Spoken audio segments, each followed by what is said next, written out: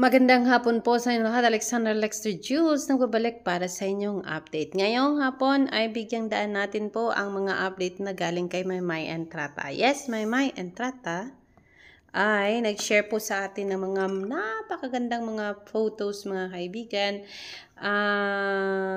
sa social media. Ngayong mga oras na ito ay makikita nyo po ang mga pictures ni Maymay na nagkalat sa social media. Gaya na lang nitong unang picture na ang sabi ni Maymay, I am surrounded by strong and inspirational women. Sila po ay ang pinangalanan niyang si Gigi Ramirez, Melanie Joy Fontana, at si Alma Good. So, they are now working on music, mga kaibigan, sa Pearl Farm dyan sa Davao City. So, kung kayo malapit sa Pearl Farm, baka masilip nyo at baka makita nyo itong si Maymay Entrata. Pero yes, ang nakapukaw or catch ng ating attention ay itong picture ni Maymay with a certain let's bring it closer, Shentaruya Yasuda. Base sa pangalan at base sa kanyang look, siya po ay I think isang Hapones, isang Japanese person. So, remember the last time when Maymay was talking in an interview sa America, when she said she wanted her music to be translated from Tagalog to English, and from English to Japanese language, and then from Japanese to Korea, and any other languages, dahil gusto niyang ma-reach ng maraming audience, makarinig ang maraming tao, at maidala niya ang mensahe ng kanyang kanta sa iba't ibang race, mga kaibigan. So she wants to bring women empowerment not just to Filipinos, not just to Americans and Canadians, but she wanted people to have that kind of empowerment, lalo na sa mga babae, hindi lang sa Canada, America, and Philippines, kundi pati na rin gusto niya itong dalhin sa Japan, Korea, at sa iba't ibang lugar sa mundong ibabaw. So, I think, kung hindi man ako nagkamali, they are working on that now. And if not, maybe they are cooking something bigger this time. Remember the last time when they were in Davao City as well, malapit din sila sa beach noon, and Maymay was with BGYO and Beanie. Then afterwards, Maymay, ilang buwan ang nakalilipas, ay nagkaroon ng maraming international engagement ng si Maymay, America and Canada. So I think this year, it's going to be another preparation for another season of international performances ni Maymay, and we are wishing na this time she won't just go to America or Canada, but she will explore another country, just like what she wanted, na gusto niya magkaroon ng another version ng kanyang song na Makabugera. And since ila-launch na ang kanyang album by the first quarter of 2025, maybe this is one big preparation for that one, mga kaibigan. And since sabi niya most of the songs will be English, so maybe the launching would not be in the Philippines, but somewhere outside the country. So, I am so excited for this one, and I'm so curious, ano ang aantayin natin from Meridel Maymay Entrata and from this music camp team, na kung saan kasama ni Maymay si Jeremy Clinoga, si Mr. Kimo Gumatay, Mr. Jonathan Manalo, and si Mr. Belly May. Diba? And yeah, I am looking really forward for something big para sa music career ni Maymay, since this is what she wanted. Dito daw siya masaya sa music industry. But then yes, mga kaibigan, hindi dyan natapos ang ating pa-update kay Maymay Entrata. Kasi mismong si Maymay Entrata po ang magsasabi sa atin ano ang ibig sabihin ng kanyang sinasabing hashtag biggest wedding of the year. Narito po ang revelations ng isang Maymay Entrata, and let's hear it straight from Maymay's mouth. Let's go! Let's go! Sino po kaya? Pati ako mapapawonder eh. Story time po about the biggest wedding of the year. So ito na nga po. Tinawagan ko yung makeup artist ko, yung hairstylist ko, kasi dapat maganda po ako at presentable po ako dun sa biggest wedding of the year. Tinawagan ko yung stylist ko, sana po maganda yung dress ko. Kasi nga, ito na nga yung biggest wedding of the year at sobrang excited na ako. Pero, hindi pala tayo kasama sa biggest wedding of the year. Actually, part pala tayo ng something bigger at much better. Ang Lazada 11/11 biggest sale of the year. Yes guys, ito na po ang pinakapasabog na sale ng Lazada. Kaya naman po, ano pa po ba hinihintay nyo? Stay I do na kay Lazada and i-check out na po lahat ng unbeatable deals sa biggest sale of the year starting this November 8, 8 p.m. And bonus, if you search Lazada biggest sale po sa Google, you'll get vouchers for 11/11. Oh! So, ayan, mismong nanggaling kay Maymay. Indeed, tama ang sinasabi ng ibang mga followers. Now, it's not about a person getting married, but it's about a brand, a launching of something. It's about endorsement. So, they were right. Indeed, it is about Lazada biggest sale of the year, 11.11, na mag-uumpisa November 8. Pero yes, ang kagandahan doon, pwede po kayong manalo ng mga vouchers. So, ano pang inaantay nyo? Order na! At saka si Sam, hindi po pahuhuli dyan. Sabi niya, nasa cart na po, aantay lang ng 8 p.m. Baka mas lumaki pa ang discount. Ang sabi niya. Nako, sabi niya, I love you, May. Nung makita niya mga post ni Meridel Maymay Entrata, ang ganda at ang sexy mo naman, mahal.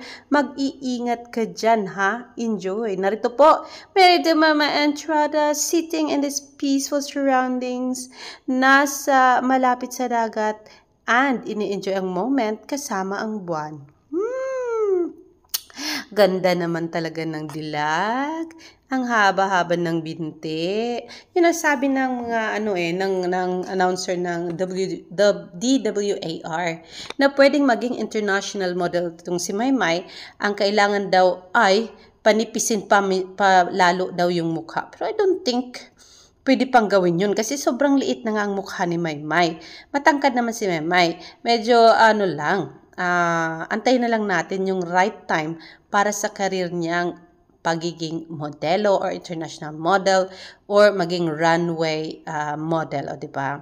So, yan po ay aantayin natin.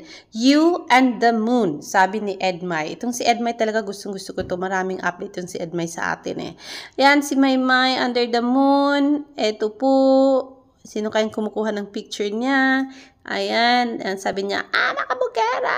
O, diba? Talagang si Maymay ang sexy na, oh. Ay, medyo may size na po yung walang size noon. Alam niyo na ang gusto ko sabihin. Charot, charot! Ayan, may enjoying siguro break time niya from the music camp. So, ayan, thank you so much on this update, Meridel, Maymay Entrata. We really love that so much, diba? And then, yes, sabi ni My Dreamers, Lazada's biggest sale lang yan starting November 8 p.m. So, you know the deal kung saan kayo mag-online shopping dreamers. Sa Lazada po yan. lzd.co/1111 biggest sale. So, dyan nyo po makita ang different products na pwede nyong i-order from Lazada. Pwede kayong umorder, sabi ni Maymay, ng Beauty Vault at saka Royal Philippines. O, diba? Edmay is sharing this, mga kaibigan. Alam niyo ba, meron daw Star Magical Christmas 2024 Ano kaya daw ang pasabog ng isang Maymay Entrata? We just pray na by then, mga kaibigan, ay walang engagement si Maymay abroad at hindi siya uwi ng Japan. Kasi kung ganyan ang mangyayari, baka wala tayong aabangan. So yes, kung mangyari man na magkaroon ng Christmas 2024 Star Magical Night, sana po ay kasama nila si Maymay Entrata, di ba? And yeah, kung matapos ang kanilang music camp, now is first week of November. So, Christmas is around the corner na po, mga kaibigan, at countdown na po tayo para sa Christmas. So, hopefully by then, nasa Pinas pa rin si Maymay Entrata. O, diba? Yes, ang sabi dito, check out Maria Deseo's video. Kaso lang po, meron po itong music. Tanggalan na lang natin ang music later. Let's go. Let's watch this. Let's watch.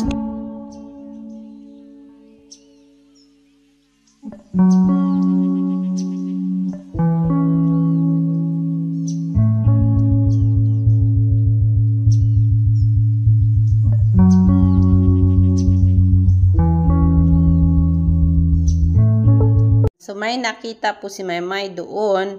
Hindi natin alam kung sino yun. Kasi hindi natin kilala. But then, thank you, Miss Maria Deseo, sa pag-share po ng video na yan sa TikTok. You know what? We wanted more. We want more. Share us more video. Siya pala ang nag-post nitong video na kung saan na-rescue nitong si Mr. Jeremy Glenoga, si Maymay, na sa napakaalon na, ayun, yumayanig, ang tawag doon, guys.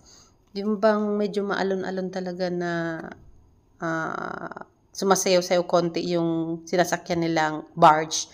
At nandoon si Mr. Jeremy to give her a hand, to keep her safe. O, diba? O, diba? Thank you so much, Jeremy.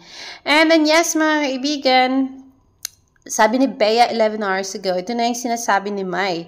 Ang Bini Grand Biniverse. Ayun. Nasabihan pala si Bea ni Maymay na meron siyang big concert coming soon. Not just for Maymay Entrata, but for Vice Ganda, Gary V, and Regine.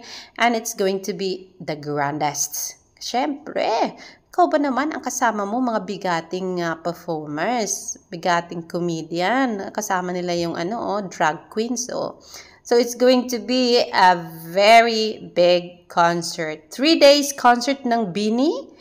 November 16, 17, and 18. Saan ka dyan? Talagang ma-enjoy mo yan with your tickets. So grab your tickets now, mga kaibigan. And don't miss this kasi papalapit na po yan. 2 weeks away at concert na ng Bini, mga kaibigan. But then, yes, mga kaibigan, there is one thing na isinare itong si Edmay na talagang, what? Napawat po tayo. So, kung gusto nyong malaman, ito isi-share ko na sa inyo. Si Edmay po ay medyo nainis.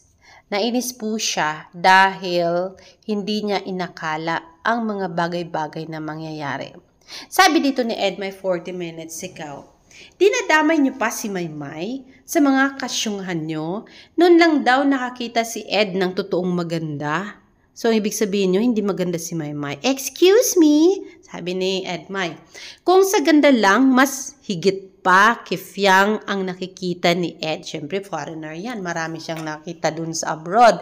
Hindi lang beauty, may brain, may rich pa, at saka popular, pwedeng model, pwedeng something like that. Parang yun ang gustong tutumbukin ni Edmay. Medyo nainis lang siguro kaya medyo napalaban.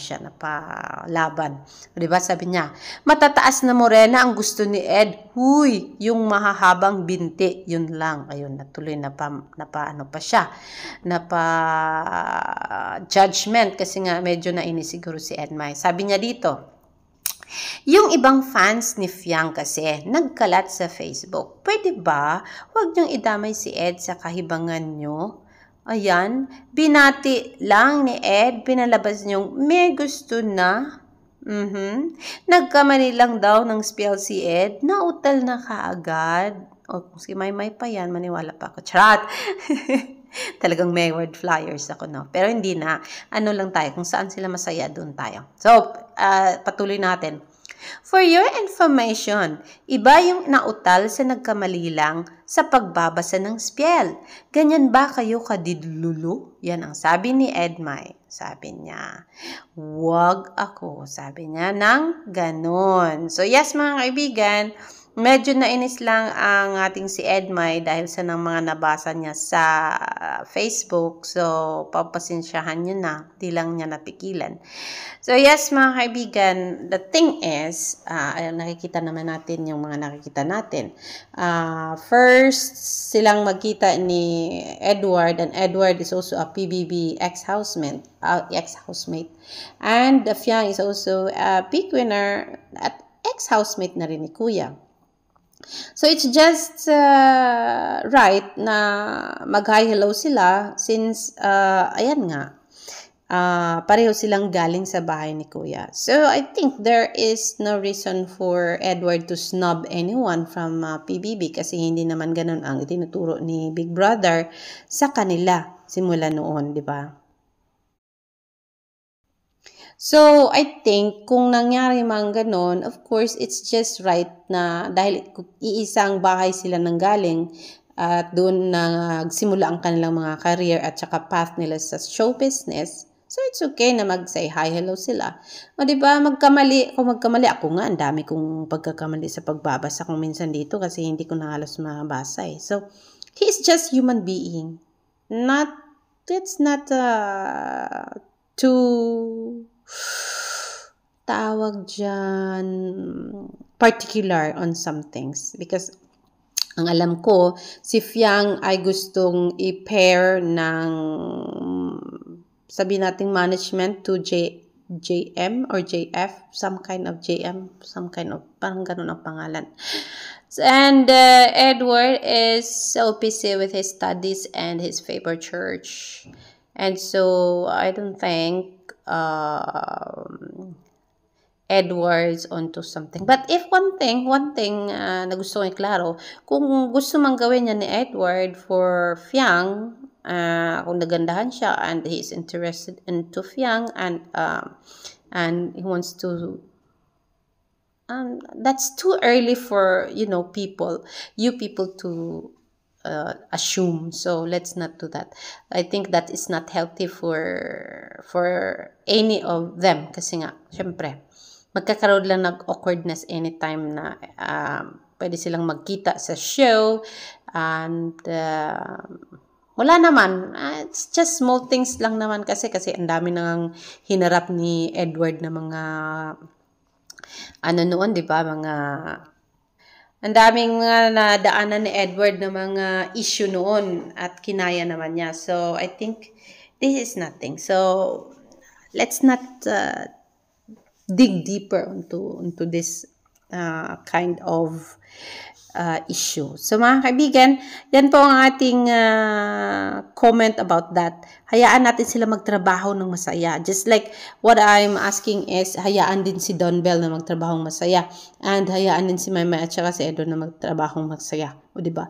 Let's not bring issues in between para gawing mahirap yung pagtatrabaho nila sa ASAP. Kasi the more we criticize one person to another and the more we give bashing to one person to another, the more na masistress lang yung mga bata sa pagtatrabaho nila at magkakaroon ng awkwardness just to, they're not people naman na sinasabing make other people happy naman na. What I mean is, alam naman nila na showbiz is showbiz, but then they don't let this bashing affect them sa kanilang pagtatrabaho, diba? Parang ganun. Yun yung naalala ng puso ko at ng isipan ko when it comes to kind of mga issues, some kind of like this. So, for now, I am happy with kung anong na-achieve ni Maymay, kung anong na-achieve ni Edward, and I'm so happy seeing them. Very comfortable na. Making jokes habang nagtatrabaho. So, I think, pupunta din tayo sa exciting part na kung saan happy na silang magtrabaho na walang iisiping pag-iingat. O, diba? Okay? So, just enjoy my and Edward. Whatever you're doing right now, I'm so happy about that. Just shine bright like a diamond. Kasi yan din ang gusto namin para sa inyo simula noon hanggang ngayon at hanggang bukas. Alexander Lexter Jules, magandang hapon po sa inyong lahat. Bye!